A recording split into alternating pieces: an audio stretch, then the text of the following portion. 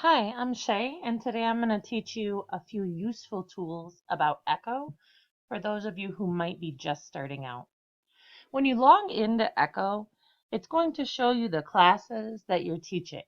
Right now, I'm just teaching one class, so it's just showing me my World Studies class. I'm going to come back to that in just 1 second. I want to point out three very useful tools on this blue bar here at the top. One, the words echo here will always just take me back to this page that I'm looking at. It's my home page, so if you ever get lost when you're in Echo and you need to get back to home, go ahead and click right there on the Echo. You can also click here on this pancake, and this is how I do the research for almost all of my upcoming projects. Our school is switching to project-based learning, and the New Tech Network has a tremendous resource here with this project library. So I knew our upcoming project was going to be about plague and about how human beings survived when there was such an awful plague. Now I can type that word in, and where I got the idea from our project is this project. It's the end of the world as we know it. In fact, I'm using the exact same name and a lot of their same ideas.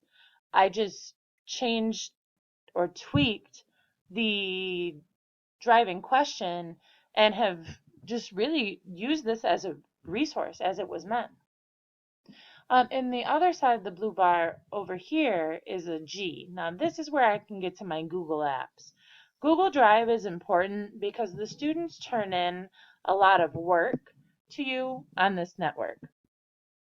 When I go to my drive, I can click here where it says shared with me, and I can see work that the students have turned in.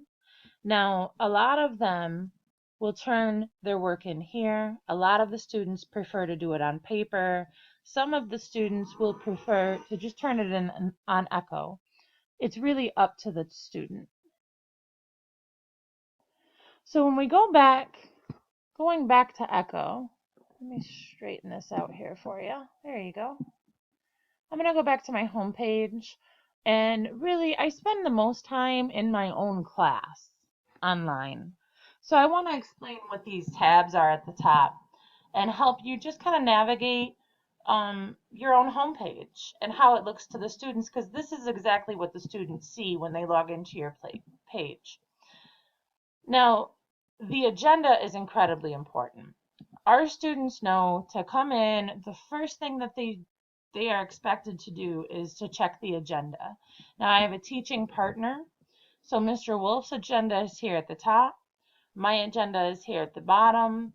There are links for the students to do some of their work.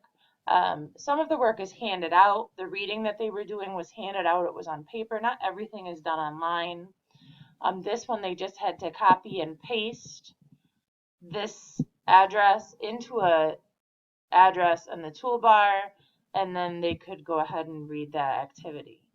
I also have links or just reminders here about extended learning opportunities, basically extra credit that the students can get for participating in the discussion board. After the students have checked the agenda for that day, I mean, they're working there, um, another place that they can get to their projects is here on the projects tab. Now, what we're seeing here are the current projects. The one that we're working on right now is right here. It's called, you'll notice I copied this project, the one that we just looked at. Our project is here, same name. It's the end of the world as we know it. I have to change the end date because I had it ending 3 days ago and we're not done yet. And this is what students are going to see. Now, this is really important. This is their project briefcase. And this is where the students come. They can see their driving question. You can look at it from student view or teacher view. You create all of this, and it seems a little overwhelming at first, but it becomes incredibly easy with just a little bit of practice. To create a new category, which are these blue boxes here, the first one here is the project resources, the second one is the Wikispaces survival guide. To add a new category, I would just click here. I don't need to do that in this. And again, it's just links. This first tab here is for project resources. You can name these anything you want.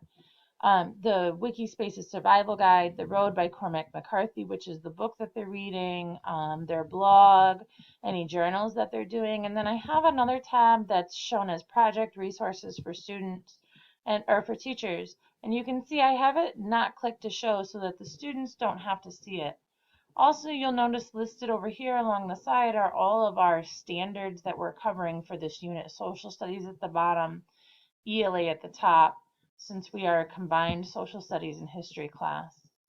You would click here on the grade book to see your students' grades. Now I can see right now that my class isn't doing necessarily very well. We're only grading them in 3 areas, which is why these 3 categories are left blank. I'm not going to scroll down for anonymity of the students, but if I scroll down here, I would see students' names, their grades, and I could click on the student's name to go directly to their grade. If I wanted to go to the activities that we're doing for a class, I click on this tab, and this shows everything that has to be done. What's very helpful for teachers here is clicking on this ungraded activities. And this is where the students have turned work into me using Echo instead of using Google Drive or instead of handing it in on paper. So I can see here that I have a lot of work to grade. It also shows me the time that they submitted it. Basically, like some of the assignments are 30 days late. That's great for me to know. Some of the assignments are only 2 days late. Obviously, that makes a difference in grading them. But you can scroll through. Some of these are for my partner to grade, and some of them are for me. The discussion board is new, and I've only had a few students use it so far, but I've been using it for extra credit just to try to get the kids to develop that online discussion. I haven't had a lot of students biting yet, but I think I will have more traffic on the discussion board when it gets closer to report card time. The reports tab, again, is really self-explanatory.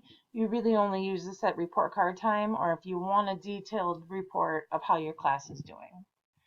I hope this was helpful. If you have any questions, feel free to email me. Again, it's shay.briggs-sternaman at newtechbhhs.org. Have a great day. Thanks.